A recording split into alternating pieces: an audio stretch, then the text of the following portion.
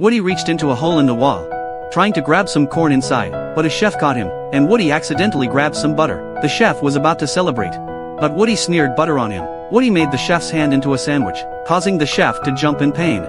Angry, the chef blocked the hole with a board. Woody took out a ping-pong ball, and hit it onto the sea lion's eggs. He rushed in, claiming his ball was mixed with the eggs. He ate all the eggs, saying he found the ball.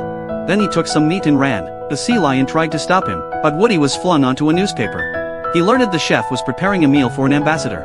Woody got another idea. A lawn car pulled up outside. Woody set the sea lion's whiskers on fire, causing chaos as Woody moved the food. The sea lion, now like a steam train, ended up pulling Woody's cart.